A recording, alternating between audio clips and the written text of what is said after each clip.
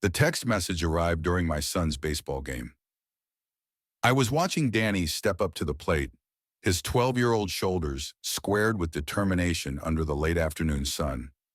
My phone buzzed in my pocket. Normally, I wouldn't check. I'd promised Danny I'd actually watch this time, not half attend while answering work emails. But something made me pull it out.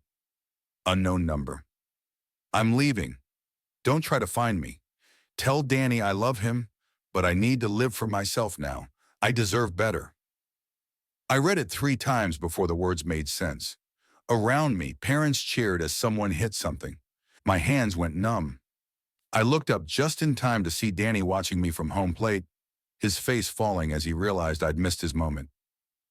Again. Except this was different. This time I wasn't distracted by work. This time his mother had just walked out of our lives via text message. That night I sat on the edge of Danny's bed, the glow of his dinosaur nightlight casting shadows across his sleeping face. How was I supposed to tell him? Sorry, kiddo. Mom decided we weren't good enough for her anymore. The thought of his confusion, his inevitable self-blame, made my chest physically ache. I'd spent 15 years with Elena. 15 years of building a life, a home, a family, or so I thought. 15 years while she apparently waited for something better. Elena and I met at a mutual friend's wedding. I was the best man who'd stepped in last minute when the original bailed. She was the maid of honor who saved the day when the bride had a panic attack before walking down the aisle. We locked eyes across the chaos and shared a moment of, can you believe this? Camaraderie. Later, she told me she loved how calm I was under pressure. You're like this steady rock in the storm, she'd said, tracing my jawline with her finger. I've never felt so safe. We married 11 months later. Danny came along 3 years after that. We bought the house with the yard. We got the dog. We hosted the barbecues.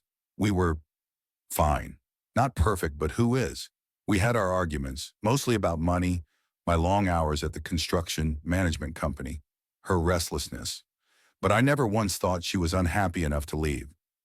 The signs were there, though. I see that now.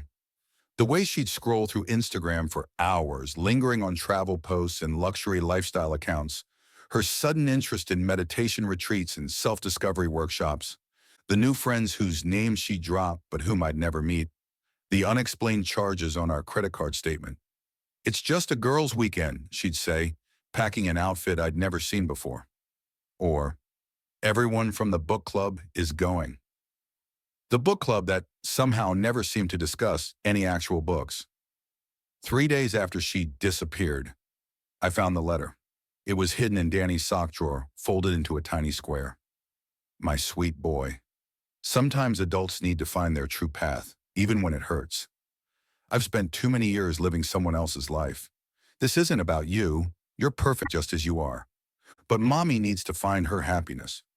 One day when you're older, maybe you'll understand that some people need more than small-town dreams and predictable days. I'll always love you, but I need to love myself first. Mom. I sat on Danny's floor, the letter crumpled in my fist, rage building inside me like steam in a pressure cooker. She couldn't even say goodbye to his face. Couldn't even tell me to my face, just a text and a coward's note hidden where she knew I wouldn't immediately find it. That night, while Danny finally slept after crying himself into exhaustion, I pulled out my laptop. 3 clicks to our joint bank account. Empty.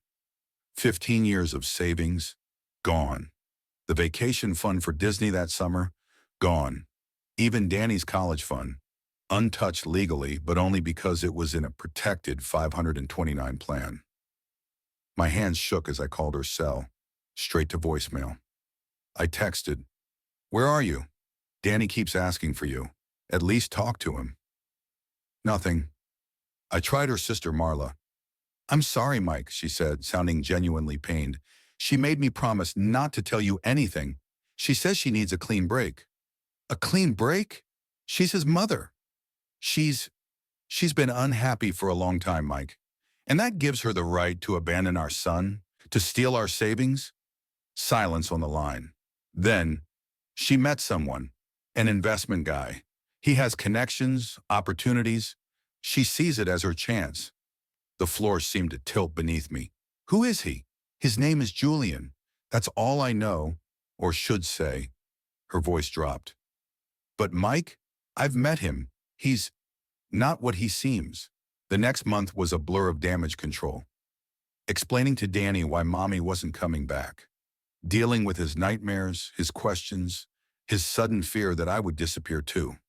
Meeting with lawyers about the emptied accounts. Picking up extra projects at work to cover suddenly missing income. Cooking dinners, checking homework, trying to maintain routines while my own world was imploding.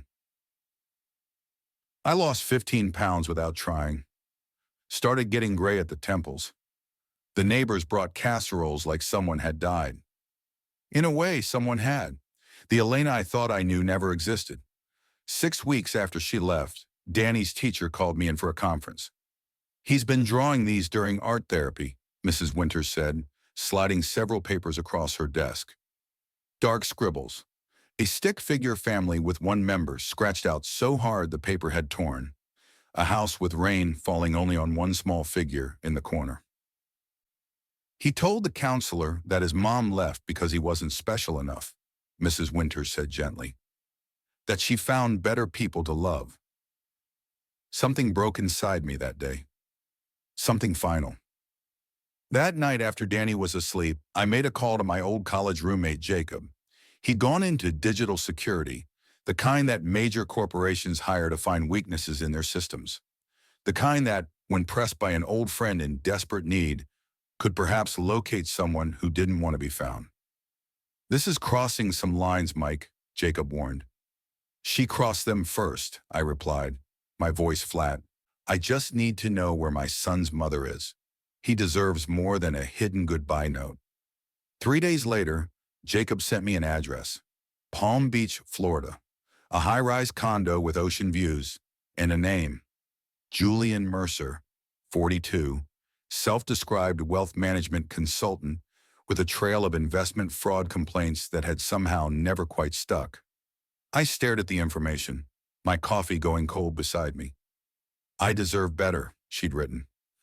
I took a week off work, told Danny he was going to stay with his favorite aunt, my sister Kate, for a special vacation, and boarded a plane to Florida. The condo building was all glass and steel, reflecting the perfect blue sky. A doorman in a crisp uniform nodded as I walked in like I belonged there. I'm here to surprise my sister, I said with an easy smile. Elena Marshall? She just moved in with her boyfriend. The doorman's professional mask slipped for just a second. Oh, Miss Marshall. Yes, penthouse level. But our policy is to announce all visitors. I laughed and pulled out my phone. Man, that would totally ruin the surprise. Look, I showed him a photo of Elena and me from happier days. It's her birthday. I flew all the way from Minnesota. He hesitated, clearly weighing policies against the authentic family photo, and my most charming construction manager smile. Tell you what, I said, pulling out a 50. Just don't announce me. If she's not happy to see me, I'll leave immediately. The elevator ride to the penthouse level gave me time to wonder what the hell I was actually doing. What was my plan here? To confront her? Beg her to come home? Demand she at least call her son? The doors opened directly into a private foyer. I knocked before I could lose my nerve. The door swung open, and there she was. My wife of 15 years. Except she didn't look like my wife anymore. Her previously shoulder-length brown hair was now platinum blonde, cut in an expensive-looking bob. She wore a white linen dress that probably cost more than my monthly mortgage payment. Diamonds glittered at her ears and throat. Her eyes widened in shock. Mike, how did you... Hi, Elena, I said, suddenly calm. Nice place. You can't be here, she hissed, stepping into the hallway and pulling the door mostly closed behind her. How did you find me? Does it matter? We need to talk about Danny. At our son's name, something flickered across her face. Guilt, pain, I couldn't tell. Is he okay? Hi, she asked, her voice smaller. No, I said plainly. His mother abandoned him with a note hidden in his sock drawer. He thinks it's his fault. He's in therapy. He cries himself to sleep. So no, he's not okay. She flinched. I never meant to hurt him. I couldn't do it anymore, Mike. The suffocating routine, the endless compromises, the mediocrity of it all. She gestured vaguely back toward the door. Julian showed me what life could be, the experiences I've been missing, the travel, the connections, the opportunities. Opportunities, I repeated. Like stealing our life savings? 15 years of us working together? Gone in one transfer? Her chin lifted defiantly. I earned that money too. I was trapped in that house, in that life for 15 years. Trapped? Nobody was keeping you prisoner, Elena. And if you wanted out of the marriage, fine. But Danny, the door opened behind her. A tall man with salt and pepper hair and the too perfect tan of someone with unlimited leisure time appeared. He wore a silk smoking jacket like he was playing a character in a movie about rich people. "Everything okay, darling?" he asked, his hand possessively curling around Elena's waist. His eyes assessed me coldly. "Julian," she said, her voice suddenly higher, breathier. "This is an old friend from Minnesota.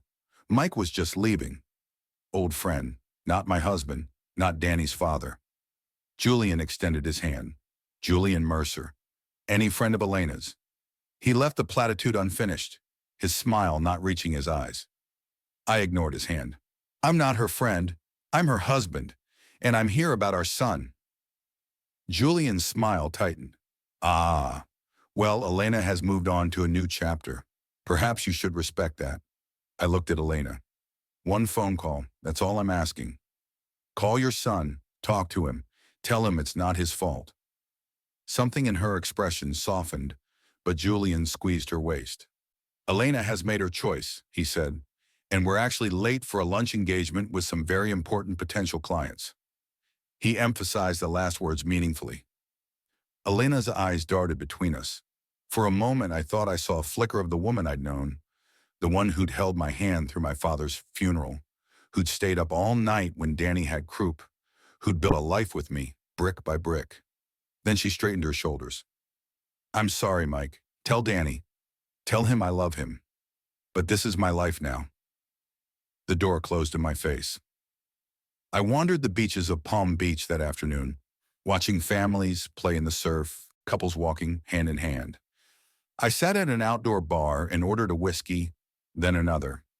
Next to me, a man in an expensive suit nursed a martini, typing rapidly on his phone. Beside him sat a shopping bag from a jewelry store with a brand name I recognized from Elena's new diamond earrings. "Big occasion?" I asked, nodding toward the bag.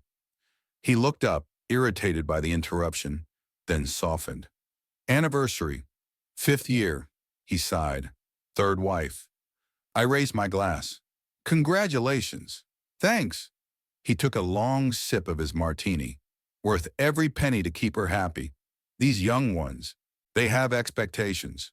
"Young ones?" He laughed. "She's 28. I'm 56. You do the math." I thought of Elena and Julian, the important potential clients, the expensive condo. "Can I ask you something?" I said. "In your experience, these arrangements, they're about more than just the money, right? I mean, there must be love involved." He barked out a laugh. "Love? Sure, if you want to call it that. She loves the lifestyle I provide. I love having a trophy to show off. Everyone gets what they want." He shrugged. "Until they don't. That's why there were 2 wives before her." He paid his tab and clapped me on the shoulder. "Word of advice? Never believe it's about you. It's always about what you represent." Back at my hotel room, I stared at the ceiling, his words echoing in my head alongside Elena's. I deserve better. What did better even mean? More money?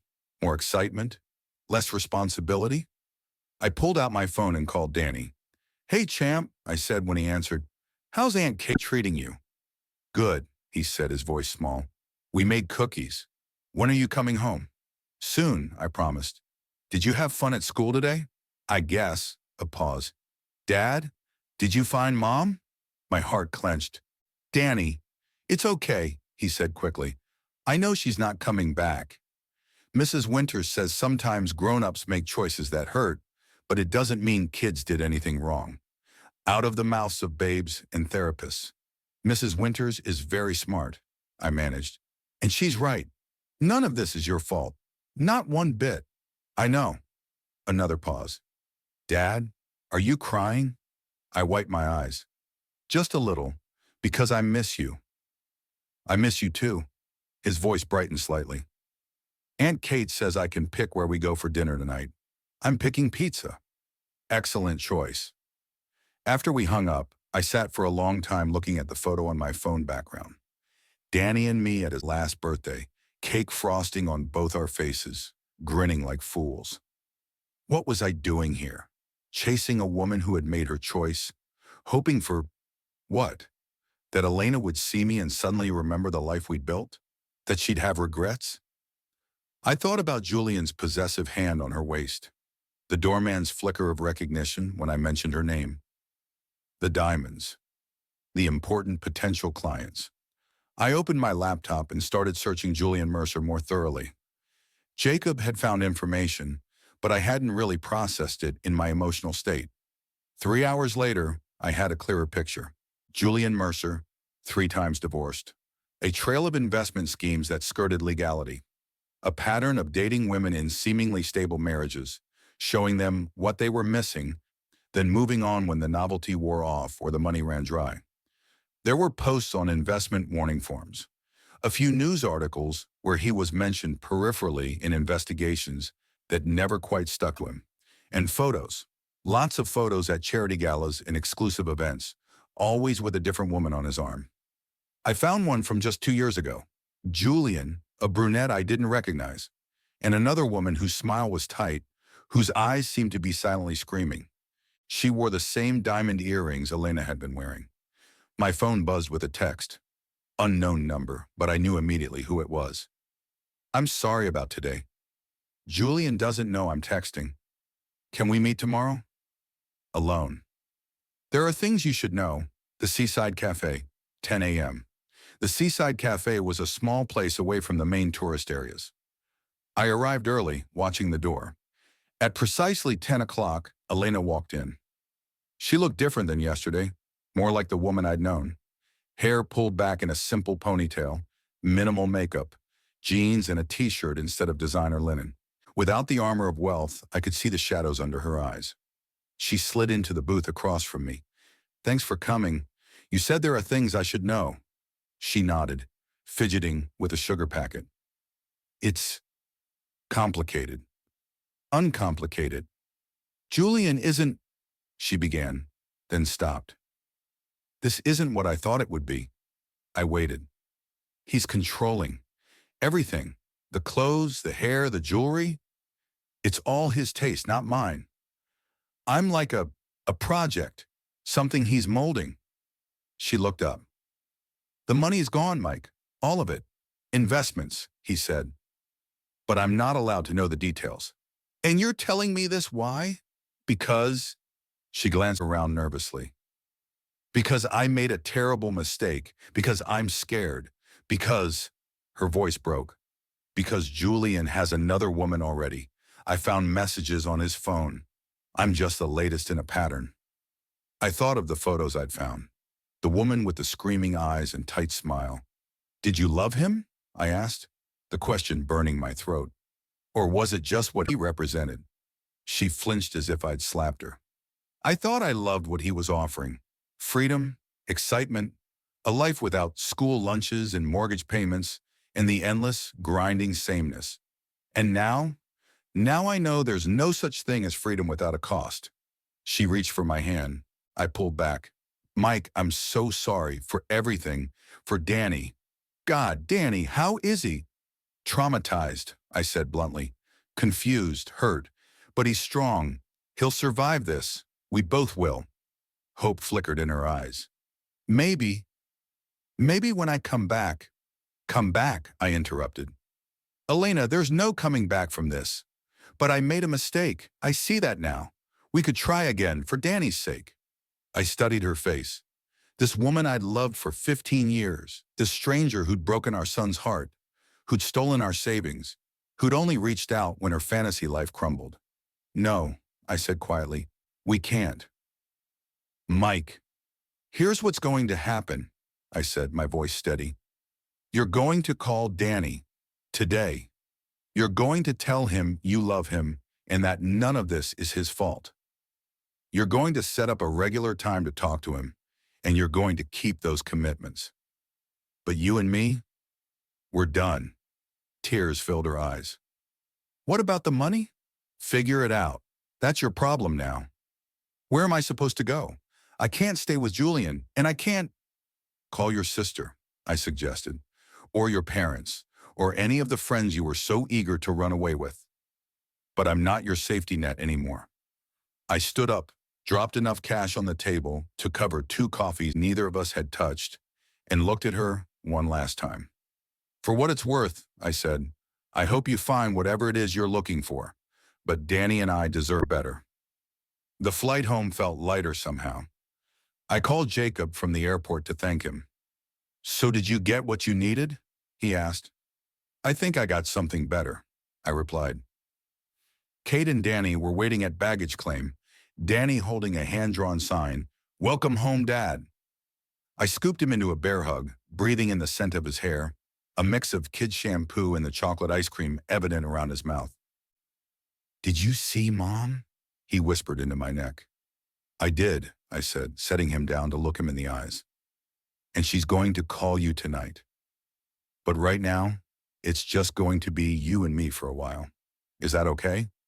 He considered this seriously. Can we still get a dog? I laughed, really laughed, for what felt like the first time in months. Yes, we can still get a dog. Then it's okay, he decided, grabbing my hand. Aunt Kate says you should get a dog too, and maybe a new haircut. She says you look like a sad lumberjack. Kate shrugged innocently behind him. One thing at a time, I told him. Let's start with the dog. 6 months later, I was promoted to senior project manager. The extra income helped ease the financial hole Elena had left, and the regular hours meant more time with Danny. True to my word, we got a dog, a goofy rescue mutt named Archie, who slept at the foot of Danny's bed and somehow always knew which of us needed comfort most on any given day. Elena called Danny twice a week, like clockwork. She'd moved to Atlanta, found a job as an office manager, started over. Sometimes I heard genuine warmth in Danny's conversations with her. Sometimes I heard him go quiet, listening to explanations a child shouldn't need. But he was healing. We both were. And then came the invitation. My company had landed a major contract with a national hotel chain, our biggest project yet. The executives wanted to feature me in a promotional video about the development. The human face of responsible construction, they called it.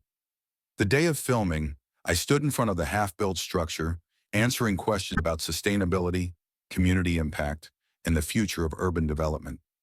The old Mike would have been nervous, tongue-tied, but this Mike, the one who had faced down the collapse of his family and survived, spoke with confidence. We're not just building a hotel, I told the interviewer. We're building something that will last, something meaningful, something better. The segment aired 2 months later on a national business news channel. My phone blew up with congratulatory texts from friends, colleagues, my family.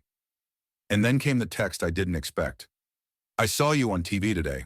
You looked good, happy, different somehow, stronger. I recognized the number immediately. I started to delete it, then paused. I am different, I typed back, better. 3 dots appeared, disappeared, appeared again. I'm glad, she finally replied. You deserve it. I put my phone away and called to Danny and Archie. Who wants ice cream? As I watched my son and our dog race to the car, I realized Elena had been right about one thing. She had been living someone else's life. But the mistake was thinking that better was something you chase after, something that exists somewhere else with different people in a different story. Better isn't a place you run to. It's something you build day by day, right where you are. Even when it's hard, especially when it's hard. Danny looked back at me grinning. Come on, Dad, you're so slow. I jogged to catch up, leaving the past where it belonged, behind us. If this story resonated with you, please leave a comment and share your experiences. Have you ever had to rebuild after someone chose to leave? How did you find your better? Remember to subscribe for more stories of resilience, betrayal, and finding strength in unexpected places.